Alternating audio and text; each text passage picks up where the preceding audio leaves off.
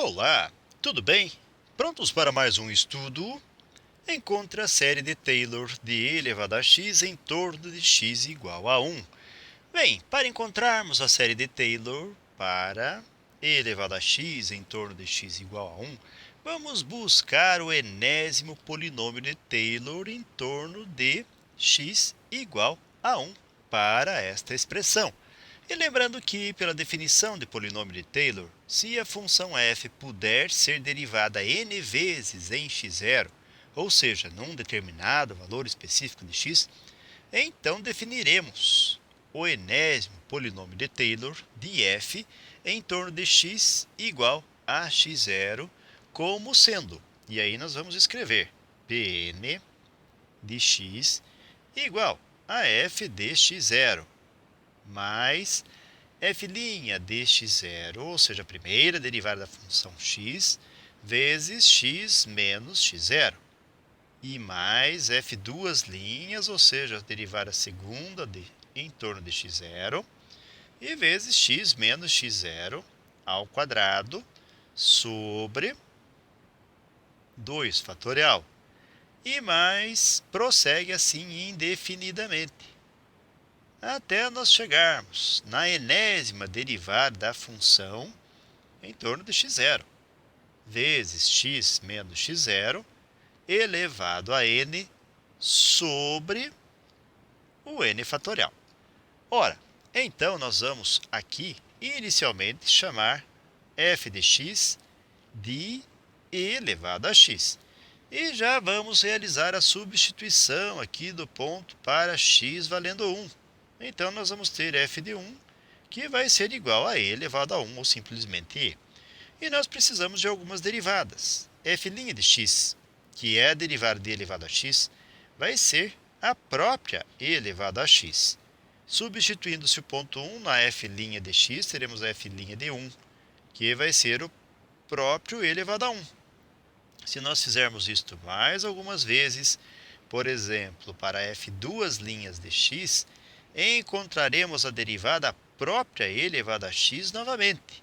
E f duas linhas de 1 será a própria função e.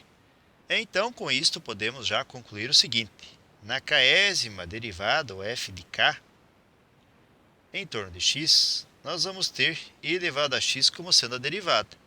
E substituindo-se nesta derivada o valor 1, nós vamos ter a própria expressão, o próprio número e. Bem, com esta questão, então, com esses detalhezinhos, nós podemos finalmente escrever o polinômio de Taylor como sendo Pn de x igual a, veja, aqui substituímos por f de x0. E nós temos, então, na f de x0, e. Mas depois temos f' de x0, ou seja, e também, vezes x menos x0, que aqui é 1. Mais f duas linhas de x0. F duas linhas, muito bem, nós temos aqui e também, vezes x menos x0, que é 1, elevado ao quadrado sobre 2 fatorial. E veja que se nós prosseguíssemos mais um pouquinho, com a terceira derivada, nós teríamos e x menos 1 ao cubo sobre 3 fatorial. E prosseguindo assim, de modo indefinido, porém nós vamos chegar até a e, que é f, nesse contexto aqui, no resumo em que nós temos na késima derivada, ou na enésima derivada, vai ser e. E x menos, veja, estamos seguindo aqui a última expressão, x menos x0 elevado a n sobre, e aqui, n fatorial. Podemos ainda resumir todas essas expressões, todos os termos aqui do nosso polinômio, todas as parcelas, como um somatório, em que nós partimos de um k, 0, até n. E com e, que multiplica x menos 1, veja que este x0, que foi escrito por último aqui, nós podemos deixar escrito 1. Então, x menos 1 elevado a n sobre o n fatorial. Então, aqui nós temos um, entre aspas, resumo do polinômio de Taylor escrito para e elevado a x em torno do x igual a 1. E nesse contexto, então, se a função f possuir derivadas de todas as ordens em x0, ou seja, num determinado valor específico de x, que foi o que nós obtivemos aqui quando x tem valor 1, então nós dizemos que a série, vamos escrever aqui a série, então, somatório com k valendo 0 até o infinito para f na késima derivada, então fk de x0.